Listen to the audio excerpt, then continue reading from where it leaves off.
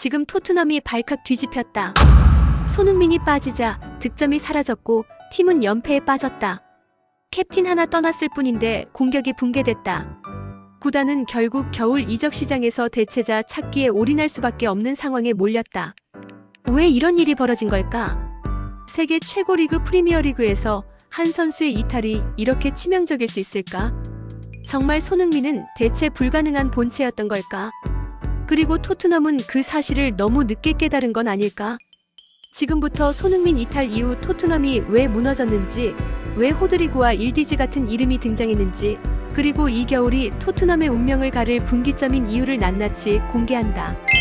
이 영상을 끝까지 보면 토트넘의 현재와 손흥민의 진짜 가치가 분명히 보일 것이다. 토트넘의 일상은 오랫동안 손흥민을 중심으로 유지돼 왔다. 경기력이 흔들릴 때도 전술이 막힐 때도 마지막 순간 해결사는 늘 손흥민이었다. 그는 단순한 왼쪽 윙어가 아니라 팀 득점의 기준점이었고 공격의 출발이자 끝이었다. 매 시즌 두 자릿수 득점은 기본이었고 중요한 경기마다 골과 도움으로 흐름을 바꿨다. 팬들은 무의식적으로 손흥민이 있으니 괜찮다고 믿었고 구단 역시 그 믿음에 기대팀을 운영해왔다. 전술적으로 완성도가 부족해도 손흥민의 개인 능력이 이를 가려주었다. 하지만 이 평온한 일상은 동시에 위험을 품고 있었다. 모든 공격의 무게가 한 선수에게 쏠린 구조였기 때문이다. 그 위험은 손흥민이 있는 동안 드러나지 않았다. 그는 언제나 팀을 구했고 그 덕분에 문제는 해결된 것처럼 보였다. 토트넘의 일상은 안정적이었지만 사실상 손흥민이라는 하나의 축 위에 세워진 불완전한 균형이었다. 손흥민이 팀을 떠난 순간 그 균형은 무너졌다. 득점은 급격히 줄었고 공격 전개는 방향을 잃었다. 경기당 한 골도 넣지 못한 채 패배하는 경기가 반복됐다. 이는 단순한 부진이 아니라 구조적 붕괴였다. 언론은 즉각 손흥민 공백을 지적했고 팬들은 불안을 넘어 충격에 빠졌다. 한 선수의 이탈이 이렇게 치명적일 수 있다는 사실이 믿기지 않았기 때문이다. 그러나 결과는 냉정했다. 손흥민이 빠진 토트넘은 전혀 다른 팀이 됐다. 이 상황은 토트넘에게 분명한 메시지를 던졌다. 변화하지 않으면 더 추락할 수밖에 없다는 경고였다. 손흥민 없이도 경쟁력을 유지할 수 있는 팀으로 바뀌어야 한다는 요구가 본격적으로 시작됐다. 이것이 토트넘에게 주어진 모험의 부름이었다. 하지만 토트넘은 즉각 변화를 받아들이지 못했다. 기존 선수들이 손흥민의 공백을 메울 수 있을 것이라는 기대를 버리지 않았다. 브레넌 존슨을 비롯한 공격 자원들에게 더 많은 역할을 맡겼고 전술적인 조정으로 상황을 버텨보려 했다. 그러나 결과는 기대와 달랐다. 결정력은 살아나지 않았고 공격의 중심은 여전히 비어 있었다. 경기마다 공격은 단절됐고 마무리는 실종됐다. 그럼에도 구단은 쉽게 인정하지 못했다. 손흥민 의존 구조가 문제였다는 사실을 받아들이는 순간 지금까지의 선택과 운영이 모두 잘못됐음을 인정해야 했기 때문이다. 변화는 곧 책임으로 이어졌고 그 책임을 지는 것이 두려웠다. 이 두려움과 주저가 토트넘을 붙잡았다.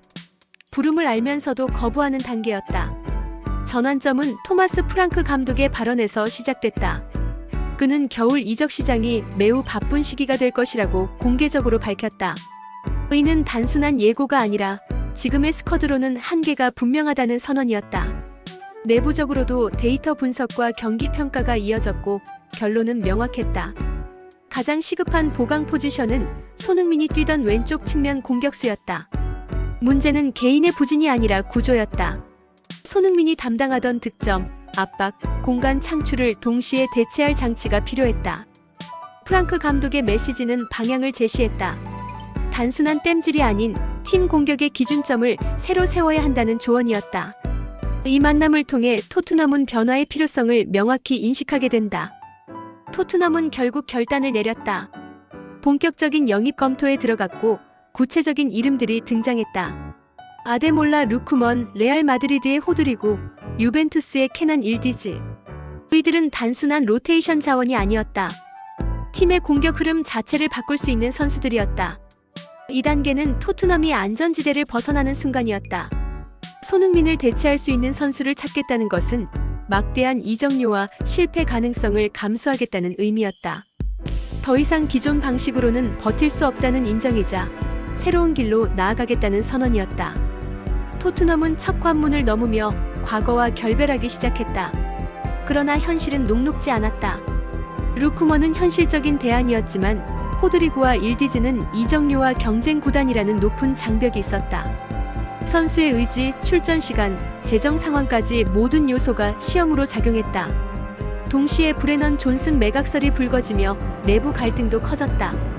보강을 위해 핵심 자원을 내줘야 하는 상황이 온 것이다.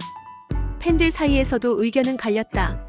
지금이 매각의 적기라는 주장과 또 하나의 핵심을 잃을 수 없다는 반대가 맞섰다. 이 모든 갈등과 압박은 토트넘이 감내해야 할 시험이었다. 진짜 변화는 희생 없이는 불가능하다는 사실이 분명해지는 단계였다. 이 단계에서 토트넘은 단순한 선수 영입 문제가 아니라 팀의 정체성과 마주하게 된다. 질문은 더 이상 누구를 데려올 것인가가 아니었다. 진짜 질문은 손흥민은 토트넘에서 어떤 존재였는가였다. 그는 단순히 골을 넣는 공격수가 아니었다. 위기의 순간 공을 맡을 수 있는 책임자였고 팀 전체가 기대를 걸 수 있는 중심축이었다. 손흥민이 있던 시절 토트넘은 불완전해도 버틸 수 있었지만 그가 떠난 뒤 그 불완전함은 그대로 드러났다. 토트넘은 이제 선택해야 했다. 손흥민을 대신할 또 다른 한 명의 영웅을 찾을 것인지 아니면 손흥민 이후에 새로운 구조를 만들 것인지. 이 시면은 단순한 전술의 문제가 아니라 클럽 철학의 문제였다.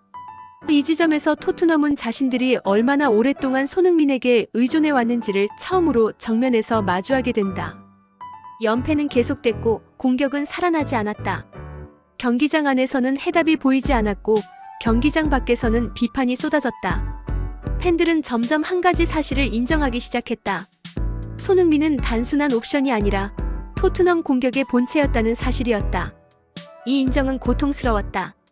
왜냐하면 그것은 동시에 손흥민을 대체할 수 없다는 현실을 의미했기 때문이다. 토트넘은 최저점에 도달했다. 과거의 방식은 완전히 무너졌고 더 이상 손흥민의 이름으로 문제를 덮을 수도 없었다. 이 시련은 토트넘에게 죽음과 같은 순간이었다. 지금까지 유지해온 운영 방식과 사고 방식이 완전히 끝났음을 받아들여야 했다. 여기서 변화하지 못한다면 토트넘은 장기 침체로 빠질 수밖에 없는 상황이었다. 시련의 끝에서 토트넘은 중요한 깨달음을 얻는다. 손흥민을 그대로 대체하려는 시도는 불가능하다는 사실이었다. 대신 그의 역할을 나누고 구조를 바꾸는 것이 해답이라는 결론에 도달한다.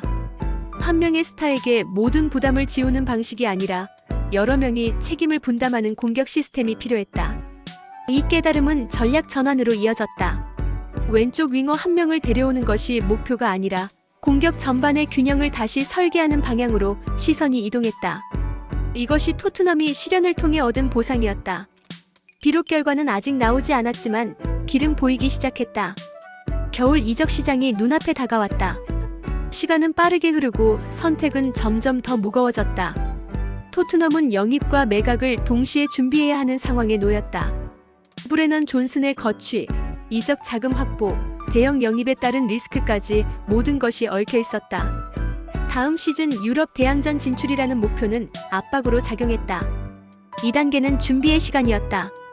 토트넘은 이제 되돌아갈 수 없는 길에 들어섰다. 어떤 선택을 하든 그 결과는 분명하게 남게 될 상황이었다. 이제 모든 시선은 결과로 향한다. 만약 토트넘이 성공적으로 공격진을 재편한다면 팀은 손흥민 의존에서 벗어나 새로운 단계로 진화할 수 있다. 새로운 윙어와 전술이 맞물리며 공격의 중심이 다시 형성될 가능성도 있다.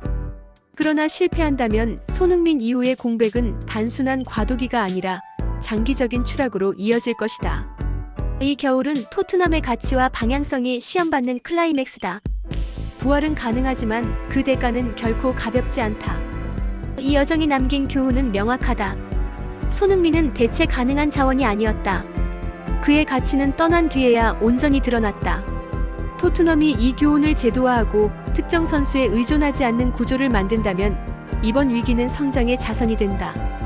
반대로 이 교훈을 흘려보낸다면 손흥민은 토트넘 역사에서 가장 위대한 존재로만 남고 팀은 그 그림자 속에 머물게 될 것이다. 이제 토트넘은 선택해야 한다. 손흥민 이후를 설계하는 클럽이 될 것인지 손흥민을 잃고 방황하는 팀으로 남을 것인지. 이 선택이 토트넘의 미래를 결정한